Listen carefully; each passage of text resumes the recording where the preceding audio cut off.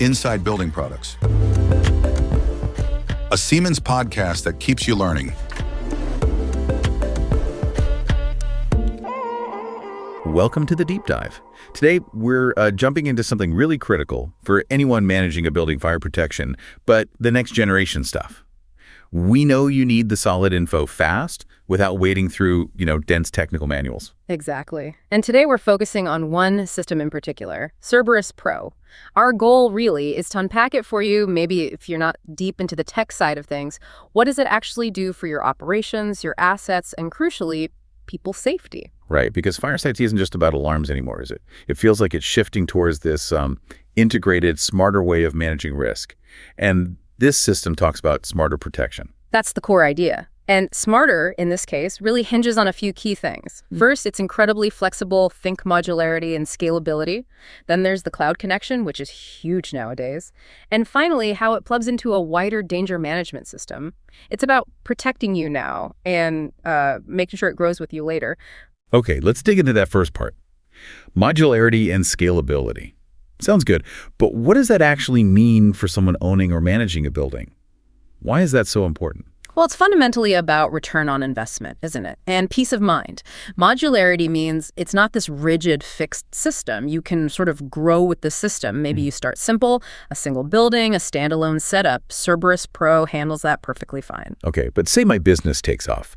5 years down the line, I add another building or maybe even take over a whole campus. I don't want to rip everything out and start over. And you don't have to. That's the scalability piece. It's designed from the ground up to expand. It can go from that single building to a huge network system. We're talking high-rises, big university campuses, multiple buildings scattered across different sites, all working together as one system. Ah, okay. And I heard something about reusing older parts, like detectors. Yeah, that's a really practical benefit. They have modernization solutions built in. So during an upgrade, you might be able to reuse existing detectors or peripherals from your older system. That saves a lot of cost and disruption right there. That definitely covers the flexibility and the cost side. But for something this critical, reliability is everything.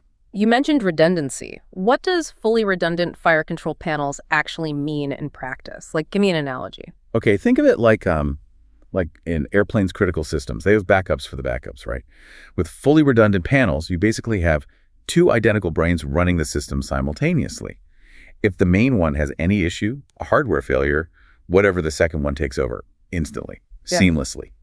So no interruption. The system keeps watching, keeps protecting, even if one panel goes down. Exactly. Zero downtime for the core function. It's a decentralized network approach. This ensures the highest possible system availability. It meets tough standards, like EN54. For you, as the building owner, that means confidence. Less worry about liability because the system is designed to stay operational. Okay, that reliability is huge. But let's talk about the day-to-day stuff. Often, the biggest frustration isn't a total system failure. It's the constant little annoyances. False alarms driving everyone crazy or having to disrupt everyone for testing. How does Cerberus PRO help with that? How does it deliver on that promise of sustaining undisturbed spaces? That's a great point because those frequent small disruptions add up, don't they? They cost time, money, and frankly, goodwill.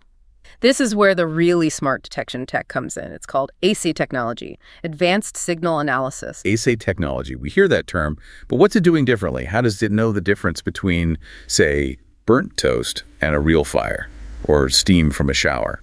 Okay, so think of it like this. A basic detector mostly just sees smoke or no smoke. AS technology is much more sophisticated. It analyzes the actual particles in the air, their size, their shape, how they're moving. It builds up a kind of fingerprint for different things, so it can tell the difference between steam or dust from construction work or even aerosol spray and the specific fingerprint of combustion particles from a genuine fire. Wow, okay. So it's smart enough to filter out those common nuisance triggers before the alarm ever goes off. That saves calling the fire department unnecessarily, disrupting tenants, sending staff to check. That's a big deal operationally. A huge deal. False alarms become, pretty much a thing of the past. People can just focus on their work, their business. Now, the other headache you mentioned, disruptive testing. Yeah, the mandatory fire drills. Yeah. Necessary, obviously, but pulling everyone out of meetings or waking up hotel guests or hospital patients, it's a major disruption. Is there a way around the loud siren test for system checks? There is now. That's where DFT technology comes in. Disturbance-free function test. This is quite revolutionary, actually. Devices, detectors, sounders equipped with DFT can basically test themselves regularly, internally. They run checks, make sure the sensors are working, report their health back to the panel, all without making a sound or flashing lights. No disturbance to anyone in the building. How does that work? How can it test itself silently? Could you trust that?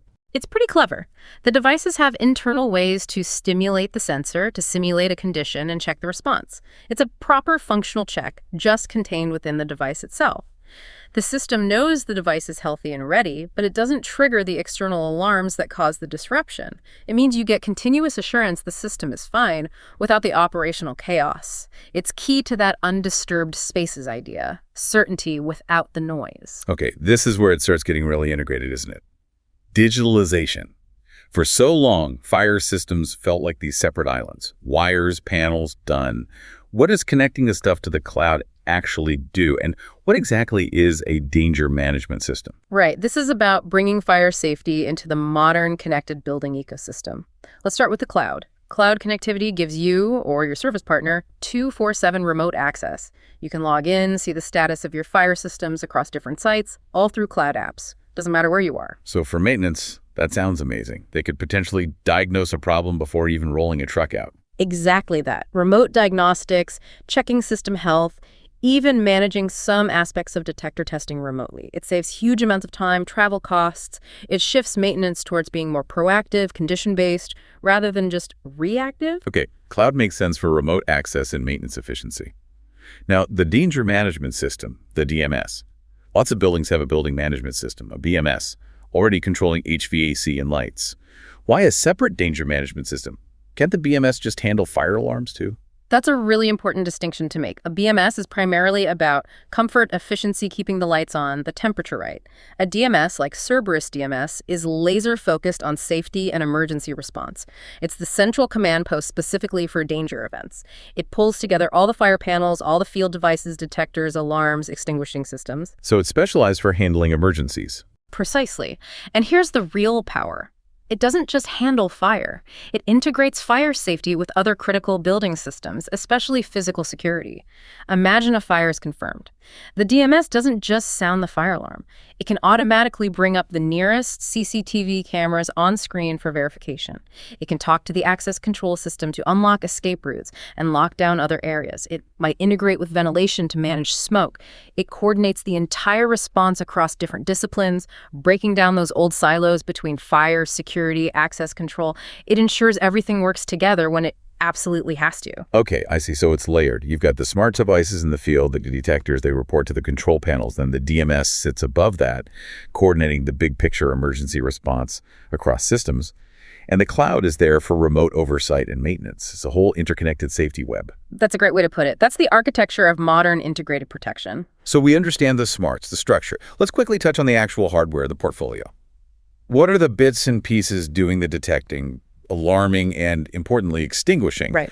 Why the need for such a wide range? Yeah, the portfolio covers 3 main jobs, all designed to work together seamlessly. First, obviously, is detection. You need different tools for different jobs. So you have standard detectors like Cerberus, but also specialized ones like Swing, ASD, even X detectors. Why so many types? Give me an example. Okay, well, Swing detectors use dual wavelengths, making them really good in places with deceptive conditions, maybe steam or dust, where a standard detector might struggle. Think kitchens, maybe light industrial areas. ASDs are aspirating smoke detectors. They actively draw air samples in, so they're incredibly sensitive for critical areas like data centers or clean rooms where early warning is paramount. And X detectors are built tough, intrinsically safe for hazardous environments, chemical plants, refineries, anywhere there's an explosion risk. You need the right tool for the specific risk you're protecting against. Makes sense. Tailored detection. What about alarming and evacuation? More than just bells, right? Oh, much more. It's about clear, timely, orderly notification. So yes, sounders, visual alarms like beacons, but also voice sounders and even full voice alarm systems. In large, complex buildings, think airports, shopping centers, just a siren isn't enough. You need clear, spoken instructions to guide people safely. And it integrates with things like smoke control systems, managing dampers to keep escape routes clear. Right, directing people safely. And the final piece, which seems increasingly important with new technologies, extinguishing. Absolutely critical. And it's not just traditional sprinklers anymore, though they're still important. We're seeing huge growth in the need for specialized extinguishing systems. Think server rooms, archives with irreplaceable documents, or a big one now, lithium-ion battery storage facilities. These need specific agents like inert gases or chemical agents deployed precisely. That requires integrated control, often using dedicated panels like the XC10 to manage the release safely and effectively. That focus on modern risks, like batteries, seems vital for keeping a building truly protected long-term. It really is. At the end of the day, having this comprehensive, integrated portfolio means building owners can create a really reliable system. It protects the investment, minimizes liability, and crucially ensures compliance because it's designed as a unified, dependable solution. Okay, that really paints a clear picture. So for you listening, the key things to take away about Cerberus Pro seem to be incredible flexibility it grows with you, from one building to a whole campus. Super smart detection with ASA technology, which means far fewer, if any, false alarms. And maximum reliability thanks to redundancy and that disturbance-free testing with DFT. And it's worth connecting that back to the bigger picture, too. Fire safety isn't just about avoiding disaster. It's a core part of running a responsible business. Think about regulations like the EU directives on occupational safety and health, OSH. Employers have to take preventative measures. A robust, modern system like this makes meeting those obligations much, much easier to manage and demonstrate. That's a great point. And it leads to a final thought, doesn't it? Since this whole system is built around connectivity integration, linking fire with security, with access control through that danger management system. Where does that lead? As buildings get even smarter, how far can this integration go? Could we see a future where the building itself takes even more autonomous action in an emergency, coordinating across all safety and security systems without needing as much human intervention? That integrated, potentially more autonomous future, that certainly seems to be the direction things are moving. It's an exciting space to watch. Definitely something to think about. For now, though, that's where we'll wrap up this deep dive. Thanks for joining us.